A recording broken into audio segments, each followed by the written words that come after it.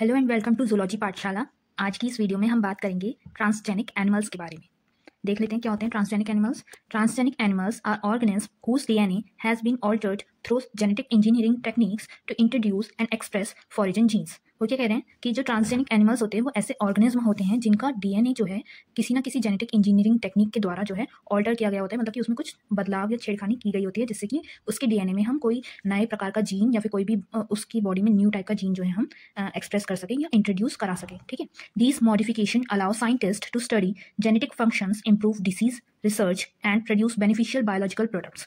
अब इन मॉडिफिकेशन से क्या होता है, ये साइंटिस्ट को स्टडी करने के लिए मदद करती है कि उस एनिमल की जेनेटिक फंक्शंस क्या हैं, मतलब डीएनए वगैरह के। ठीक है, और जो भी डिसीजेज हैं उनकी रिसर्च करने के लिए मदद करती हैं। ठीक है, और जो हमारे बायोलॉजिकल प्रोडक्ट्स हैं उनको प्रोड्यूस करने में कैसे मतलब बढ़ा सकते हैं उनका प्रोडक्शन वगैरह, इन सब चीज़ों के लिए ये बेनिफिशियल होती है ये मॉडिफिकेशंस। ठीक है, over 95% of all transgenic animals are mice, but other transgenic species includes rats, rabbits, pigs, sheep, cows and fish. जो ट्रांसजेनिक एनिमल्स होते हैं उसमें से ज़्यादातर तो हमारे जो माइस होते हैं, चूहे होते हैं, उन पे ही किया जाता है, लेकिन उसके अलावा भी कुछ और केसेस में जो है और भी ट्रांसजेनिक स्पीशीज इंक्लूड की जाती है, जैसे कि हमारे रैबिट्स हो गए, पिग्स हो गए, शीप हो गई या फिर काउस या फिर फिश पे भी ये एक्सपेरिमेंट्स जो हैं करके देखे जाते हैं। These animals provide valuable insights into genetic disease processes and potential therapeutic application. ये एनिमल्स पे जो रिसर्चेस हो रही हैं या ऐसे जो एक्सपेरिमेंट्स किए जा रहे हैं, तो इससे क्या होता है कि जो हमारे जेनेटिक्स से रिलेटेड चीज़ें हैं, ठीक है, या फिर कोई भी डिसीज प्रोसेसेस हैं कि डिसीजेस कैसे हो रही हैं, इनसे होने वाली डिसीज या इनमें होने वाली डिसीजेस, ठीक है, या फिर जो भी हमारे थेरापेटिक एप्लीकेशन हैं पोटेंशियल, उनके बारे में इनसे जो है इंसाइट्स मिलते हैं, इनके जानकारी जो है बहुत अच्छी हमें इनसे मिल जाती है। अगर हम एप्लीकेशंस की बात करें ट्रांसजेनिक एनिमल्स की, तो क्या है, transgenic animals are used for various scientific and medical applications. ये बहुत सारे तरह के साइंटिफिक पर्पसेस के लिए या फिर हम मेडिकली भी इनको अप्लाई कर सकते हैं। एप्लीकेशंस ऐसी भी यूज हो सकती हैं, मतलब इनसे पता चलती है, तो उसमें ये यूज होते हैं। ठीक है, some of the key reasons for producing transgenic animals include. अब ट्रांसजेनिक एनिमल्स बनाए क्यों जा रहे हैं या ऐसा क्यों किया जा रहा है, इसके लिए क्या क्या फैक्टर्स हैं, क्या क्या रीजंस हैं, वो देख लेते हैं। फर्स्ट है हमारा study of normal physiology and development. जो भी हमारी फिजियोलॉजी है या फिर डेवलपमेंट है उसकी स्टडी करने के लिए भी हम ऐसे एक्सपेरिमेंट्स जो हैं करते हैं। जैसे कि इसमें क्या है, transgenic animals help researchers understand how gene regulate normal body functions and development. अब इससे क्या होता है, जो ट्रांसजेनिक एनिमल्स होते हैं वो रिसर्चर्स को ये समझने में मदद करते हैं कि जो जीन्स हैं वो हमारी जो बॉडी के फंक्शंस हो रहे हैं उनको कैसे कर रहे हैं, मतलब कि रेगुलेट कैसे कर रहे हैं, चला कैसे रहे हैं, या वो कर कैसे पा रहे हैं, कौन सा जीन किस वर्क के लिए, बॉडी फंक्शन के लिए रेस्पॉन्सिबल है, या फिर किस टाइप का डेवलपमेंट हो रहा है, उसकी वजह से कैसे फीचर्स हमारी बॉडी में दिखाई दे रहे हैं। तो ये चीज़ें हम ट्रांसजेनिक एनिमल्स पे जो एक्सपेरिमेंट्स होते हैं उससे रिसर्चर्स को मतलब समझने में आसानी होती है। ठीक है, scientist introduce specific genes to study their roles in biological processes such as metabolism, growth and organ function. अब साइंटिस्ट क्या करते हैं, स्पेसिफिक जीन्स को जो है कि स्टडी करके देखते हैं इन ट्रांसजेनिक एनिमल्स पे, जिससे कि उसका जो बायोलॉजिकल प्रोसेस है, बायोलॉजिकल प्रोसेस मतलब कि जो हमारी बॉडी में उसका प्रोसेस चलने वाला है, उसकी वजह से जो चेंजेस आने वाले हैं, ठीक है, या फिर जो भी उसकी वजह से जो डेवलपमेंट होने वाला है, वो सब चीज़ें हम देख पाएँ। जैसे कि मेटाबॉलिज्म पे क्या फ़र्क पड़ रहा है, उसकी ऑर्गन्स की ग्रोथ पे क्या फ़र्क पड़ रहा है, या फिर उसकी कोई ऑर्गन है तो उस ऑर्गन की फंक्शनिंग पे क्या फ़र्क पड़ रहा है। ये सब चीज़ें साइंटिस्ट जो है कोई भी स्पेसिफिक टाइप का जीन जो है इंट्रोड्यूस करा के ट्रांसजेनिक एनिमल्स में और इसकी स्टडी जो है कर सकते हैं। ठीक है, अब अगर हम इसके एग्जाम्पल्स देखें तो इंसुलिन लाइक ग्रोथ फैक्टर जो है IGF, ठीक है, gene has been introduced into animals to study its effect on body growth and development. अब ये जो IGF फैक्टर है इसको ट्रांसजेनिक एनिमल्स में इंट्रोड्यूस कराया गया जिससे कि साइंटिस्ट जो है स्टडी कर पाएँ कि इसका इफेक्ट क्या पड़ेगा बॉडी की ग्रोथ पे और जो ऑर्गेनिज्म है उसकी डेवलपमेंट पे। तो इससे हमें इसकी स्टडी जो है अच्छे से कर पाए और पता चल पाए कि ये कितना बेनिफिशियल रहेगा। ठीक है, अब सेकंड क्या है हमारा, डिसीज रिसर्च। डिसीज रिसर्च की अगर हम बात करें तो इसमें क्या है, many transgenic animals serve as models for human diseases allowing researchers to study these disease mechanism and develop potential treatments. जो ट्रांसजेनिक एनिमल्स होते हैं वो मतलब जैसे मान लो ह्यूमन की कोई डिसीज है, उसके लिए भी एक तरह से मॉडल की तरह वर्क कर रहे हैं कि हम उस ह्यूमन डिसीज का स्टडी कर पाएँ उस एनिमल के द्वारा। ठीक है, अब इससे क्या होगा, जो रिसर्चर्स हैं उनको उस डिसीज़ का मैकेनिज्म पता चल जाएगा और कैसे कैसे हम उसको ट्रीट कर सकते हैं, वो चीज़ें उस एनिमल पे एक्सपेरिमेंट करके जो है हमारी डिसीजेस के बारे में भी स्टडी कर पाएंगे। ठीक है, these animals help in understanding genetic disorders and multi factorial diseases. अब ये एनिमल्स क्या करते हैं, जो भी जेनेटिक डिसऑर्डर्स हैं, जो जीन्स में हमारी जो खराब हो जाती हैं या मान लो कुछ कमी रह जाती है, उसकी वजह से जो डिसऑर्डर्स होते हैं उनको समझने में मदद करते हैं, या फिर जो काफ़ी सारे फैक्टर्स से की वजह से कोई डिसीज़ हो जाती है हमारी बॉडी में, मल्टी फैक्टोरियल डिसीज़ जो होती हैं, ठीक है, उनको स्टडी करने में भी, उनको समझने में भी मदद करते हैं। ठीक है, अगर हम इनके डिसीज़ मॉडल्स देखें, कौन कौन से ट्रांसजेनिक एनिमल्स डिसीज़ मॉडल्स बने हैं या फिर कौन कौन सी डिसीज़ का पता लगाया है। ठीक है, तो कैंसर का फर्स्ट हो गया हमारा, transgenic mice have been developed to study the genetic basis of cancer and test potential treatment. अब इसमें क्या था, एक ट्रांसजेनिक माइस को यूज़ किया गया था जिसमें हमारे जो कैंसर के जेनेटिक बेसिस होते हैं, जेनेटिक लेवल पर जो कैंसर फैला रहा है, ठीक है, हो रहा है तो उसका रीज़न क्या है, ठीक है, और उसका ट्रीटमेंट क्या हो सकता है, ये सब चीज़ें स्टडी करेंगे, ठीक है। दूसरा क्या है हमारा सिस्टिक फिब्रोसिस। सिस्टिक फिब्रोसिस में क्या था, mice with mutation in the CFTR gene mimic human cystic fibrosis allowing researchers to test therapies. अब इसमें क्या है, जो माइस था उसमें म्यूटेशन हुई, जो CFTR जीन था उसमें म्यूटेशन करवा करके उसमें जो ह्यूमन जैसी सिस्टिक फिब्रोसिस डिसीज कह लो, ठीक है, वो क्रिएट हुई। तो उससे क्या हुआ, रिसर्चर्स को मतलब उसकी जो थेरेपीज वगैरह हम करा सकते हैं ट्रीटमेंट वगैरह के लिए, ठीक है, वो स्टडी करने में मदद मिली, ठीक है। अल्जाइमर डिसीज की अगर हम बात करें, transgenic mice with human amyloid beta protein helps in studying Alzheimer progression and treatment. अब जो ट्रांसजेनिक माइस था उसमें जो है ह्यूमन एमिलॉइड बीटा प्रोटीन्स को इंट्रोड्यूस कराया गया, जिससे कि हमें क्या हुआ, जो अल्जाइमर डिसीज होती है ह्यूमंस में उसका कैसे मतलब वो कैसे बढ़ रही है या कैसे वो फैलती है या वो कैसे डेवलप होती है ह्यूमंस में, उसका पता चला, ठीक है, और उसका हम ट्रीटमेंट कैसे कर सकते हैं ये चीज़ें भी हमें पता चली, ठीक है।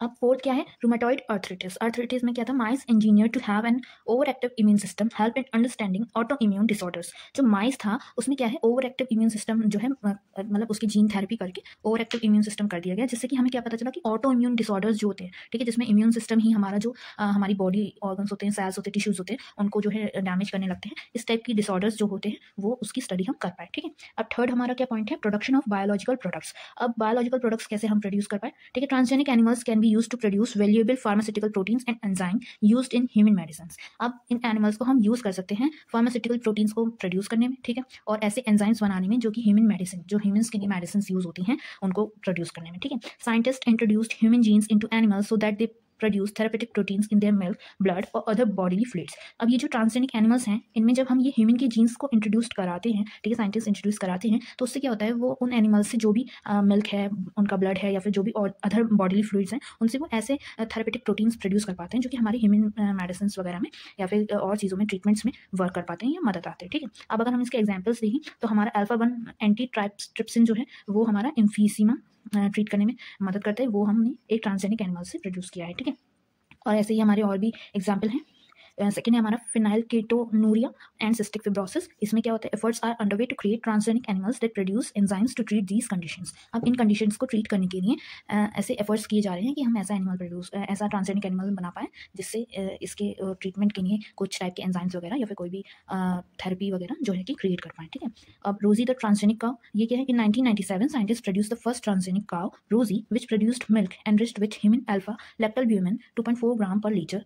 This nutritionally balanced milk is beneficial for human infants. अब ये जो ट्रांसजेनिक काउ थी रोजी नेम की, ये 1997 में जो है कि साइंटिस्ट ने प्रोड्यूस करी थी, मतलब इसे बनाया था, ठीक है। अब इसका जो मिल्क था वो उसमें क्या था, ह्यूमन अल्फा लैक्टोल्ब्यूमिन करके एक मान लो प्रोटीन कह लो या एंजाइम कह लो, ये प्रेजेंट था, जो कि जो ह्यूमन के इन्फेंट्स होते हैं, ठीक है, उनके लिए एक प्रॉपरली न्यूट्रिशनल वैल्यू रखने वाला मिल्क कह लो, वो ये था, जिससे कि उनको जो न्यूट्रिशन की नीड है प्रॉपरली फुलफिल्ड हो पाए, ठीक है। अब फोर्थ क्या है हमारा, vaccine development and safety testing. Vaccines वगैरह जो डेवलप होती हैं वो भी हमारे ट्रांसजेनिक एनिमल्स पे टेस्ट की जाती हैं, ठीक है।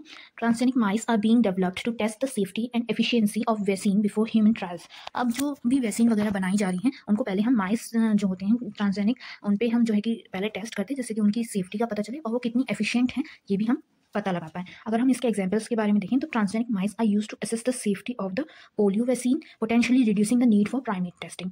अब ये जो है पोलियो की जो वैक्सीन डलती है ये भी सबसे पहले जो है ट्रांसजेनिक माइस पे ही मतलब कि कह लो इंट्रोड्यूस कराई गई थी, जिससे कि हमें पता चले कि ये कितनी सेफ है और कितनी एफिशिएंट है, ठीक है। अब दूसरा क्या है, this application allows for quicker more ethical and cost efficient vaccine development. अब इससे क्या होता है, हम ज़्यादा मात्रा में कह लो या फिर अच्छी क्वांटिटी कह लो या अच्छा वे में जो है मेडिसिन प्रोड्यूस कर पाते हैं, ठीक है, और वो कॉस्ट इफेक्टिव भी रहते हैं और जल्दी भी हम इससे जो है कि पूरी टेस्टिंग वगैरह जो है मेडिसिन की वैक्सीन की वो हम कर पाते हैं, ठीक है। अगर हम फिफ्थ पॉइंट की बात करें तो इसमें केमिकल सेफ्टी टेस्टिंग या फिर टॉक्सिसिटी टेस्टिंग भी हम जो है ट्रांसजेनिक एनिमल्स पे कर पाते हैं। Transgenic animals help in testing the toxicity of chemicals, drugs and industrial products. जो भी केमिकल्स हम यूज़ करने वाले हैं, ठीक है, या जो भी ड्रग्स बना रहे हैं या जो भी इंडस्ट्रियल प्रोडक्ट्स हैं उनकी टॉक्सिसिटी लेवल क्या है, मतलब कि वो कितने अमाउंट में लेनी चाहिए और अगर ओवरडोज हो गया तो क्या टाइप का डैमेज वगैरह करेंगी, ठीक है, वो चीज़ें भी टेस्ट करने के लिए हमारे ट्रांसजेनिक एनिमल्स जो है हेल्प करते हैं, ठीक है। Scientist modify animals to express genes that make them more sensitive to toxic substances. जो एनिमल्स हैं उनको साइंटिस्ट ने ऐसे मॉडिफाई करा है जिससे कि वो जो भी टॉक्सिक सब्सटेंसेस हैं, ठीक है, उनके जो रिएक्शन होने वाला है वो उनकी जीन्स में दिखाई पड़े, उन एनिमल्स की जीन्स में भी वो रिएक्शन जो है पता चले, ठीक है। These models allow faster and more precise assessment of environmental and pharmaceutical toxins. जो भी एनवायरमेंटल और फार्मास्यूटिकल टॉक्सिन्स हैं उनको ये ज़्यादा जल्दी से पता लगाने में कह लो या फिर कैसे उनका मतलब रिएक्शन होने वाला है, ये सब चीज़ें ये ट्रांसजेनिक एनिमल्स जो हैं, ट्रांसजेनिक मॉडल्स जो हैं, ये ज़्यादा जल्दी से आसानी से पता करने में हमारी मदद करते हैं। जैसे एग्जाम्पल क्या हो गया, transgenic mice have been engineered to express markers that indicate exposure to harmful chemicals enabling rapid toxicity assessment. अब जो ट्रांसजेनिक माइस था उसमें ऐसे मार्कर्स को इंजीनियर कराया गया जिससे कि जो भी हार्मफुल केमिकल्स हैं, ठीक है, टॉक्सिक एजेंट्स हैं, सब्सटेंसेस हैं, उनका जल्दी से जल्दी पता लगा पाएँ, ठीक है, और उनसे क्या क्या खराबी हो रही है, ठीक है, वो चीज़ भी पता चल पाए।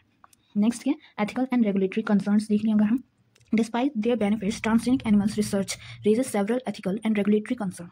जो इनके बेनिफिट्स हैं ट्रांसजेनिक एनिमल्स के वो तो हैं ही, लेकिन उसके साथ साथ में कुछ कुछ एथिकल और रेगुलेटरी कंसर्न्स भी हैं जो रिसर्चर्स को ध्यान में रखना चाहिए इन पे जो है एक्सपेरिमेंट्स करने से पहले, ठीक है। फर्स्ट क्या है हमारा, एनिमल वेलफेयर। जेनेटिक मॉडिफिकेशन में cause unintended health issues, suffering और reduce life span in transgenic animals. अब ये जो ट्रांसजेनिक एनिमल्स हैं, अगर इन पे एक्सपेरिमेंट्स होंगे, जेनेटिक मॉडिफिकेशन होंगे, तो हो सकता है कि उस एनिमल की हेल्थ पे असर पड़े या फिर उसका जो लाइफ स्पैन वगैरह है वो कम हो जाए। तो ये चीज़ें क्या होगा कि उनकी एक्सटेंशन का मतलब एक तरह से रीजन बन जाएगा, ठीक है। इन्वायरमेंटल रिस्क क्या हो गया, if transgenic animals escape into the wild they could disturb natural ecosystem. अगर ये जो ट्रांसजेनिक एनिमल्स हैं जिन पे ये एक्सपेरिमेंट्स हुए हैं, ये अगर एनवायरमेंट में या फिर कोई भी नेचुरल हैबिटेट में ये चले जाएँ, ठीक है, तो क्या होगा, ये और जो एनिमल्स हैं या और जो स्पीशीज़ हैं, ऑर्गेनिज्म हैं, उनके लिए खतरा बन सकते हैं या फिर उनका जो इकोसिस्टम है उसको डिस्टर्ब कर सकते हैं, ठीक है। Ethical dilemmas, there is ongoing debate over the morality of genetic modification in animals particularly for non medical purposes. अब ये क्या हो रहा है कि जो जेनेटिक मॉडिफिकेशन किए जा रहे हैं एनिमल्स में, ठीक है, तो उसके ऊपर एक डिबेट चल रही है कि जो नॉन मेडिकल पर्पसेस हैं उसके लिए भी इनको यूज़ किया जा रहा है और उसकी वजह से भी इनको मारा जा रहा है, ठीक है। तो ये भी एक तरह से एक डायलेमा है कि ये चीज़ करें या ना करें, ठीक है। रेगुलेटरी फ्रेमवर्क क्या हो गया, many countries have strict regulations to ensure responsible use of transgenic technology in research and industry. अब कुछ कंट्रीज ऐसी हैं जो ऐसे मतलब रेस्ट्रिक्शंस लगाती हैं कि किस हिसाब से जो है कि इन ट्रांसजेनिक एनिमल्स का यूज़ किया जाए रिसर्च में या फिर इंडस्ट्री जो भी है, ठीक है, उस पर। अब क्या, अगर हम आज के टॉपिक का कंक्लूजन देखें तो क्या है, transgenic animals have revolutionised biomedical research by providing models for studying human diseases, testing vaccines and producing therapeutic proteins. अब इन्होंने क्या है, ट्रांसजेनिक एनिमल्स के द्वारा जो है एक बायोमेडिकल रिसर्च में जो है एक नया रिवॉल्यूशन आया है, एक मतलब बढ़ोतरी हुई है, जिससे कि हम जो ह्यूमन डिसीजेज हैं या जो भी टेस्टिंग वैक्सीन्स वगैरह हैं उसकी टेस्टिंग के लिए या फिर जो थेरेपेटिक प्रोटीन्स हैं उनको प्रोड्यूस करने के लिए इनका जो है मतलब बहुत यूज़ किया जा रहा है या इनसे जो है बेनिफिट्स हो रहे हैं, ठीक है। Their application extends to understanding genetic, improving treatments and ensuring the safety of pharmaceutical industry products। अब इनका जो एप्लीकेशन है वो जेनेटिक्स से लेकर के ट्रीटमेंट से लेकर के जो फार्मास्यूटिकल और इंडस्ट्रियल प्रोडक्ट्स जो है उनको समझने के मतलब बहुत बड़े दायरे में मदद करता है, ठीक है। However ethical and environmental concerns must be addressed to ensure responsible and sustainable use of this technology. लेकिन हमें जो है कि एथिकल और एनवायरमेंटल कंसर्न्स को ध्यान में रखते हुए ही इस मतलब टेक्नोलॉजी का यूज़ करना चाहिए और मतलब जितनी ज़रूरत है उसी मात्रा में इसको यूज़ करना चाहिए, ठीक है। ओवर एक्सप्लॉयटेशन नहीं होना चाहिए। Continued advancement in genetic engineering and regulatory oversight will help maximize the benefits of transgenic animals research while minimizing potential risk। अब अगर हम ये जो जेनेटिक इंजीनियरिंग है, ठीक है, इसमें जो एडवांसमेंट हो रही हैं इससे क्या होगा, जो हमारी मतलब रिसर्च वगैरह हैं या ठीक है जो भी हम नई नई चीज़ें इनसे बना रहे हैं वो तो हमारी जो है उनके जो बेनिफिट्स हैं, ठीक है, ये सब चीज़ें तो हमारी जो है क्या होंगी, बढ़ती जाएंगी। लेकिन हमारा जो ट्रांसजेनिक एनिमल्स को खतरा है वो भी मिनिमाइज हो सकता है अगर हम मतलब जो हमारे एथिकल या फिर एनवायरमेंटल कंसर्न्स हैं उनको ध्यान में रखते हुए इसका प्रैक्टिस करें तो, ठीक है। तो यही था हमारा आज का टॉपिक, ट्रांसजेनिक एनिमल्स। अगर आपको किसी भी टॉपिक पे नोट्स वगैरह चाहिए तो आप मुझे कमेंट करके बता सकते हैं, या फिर आपको इस टॉपिक पे भी नोट्स चाहिए तो मैं आपको ये PDF अवेलेबल करा दूँगी, आप कमेंट कर सकते हैं। और बाकी की वीडियोज़ के लिए stay tune, please like, share and subscribe my channel. Bye bye.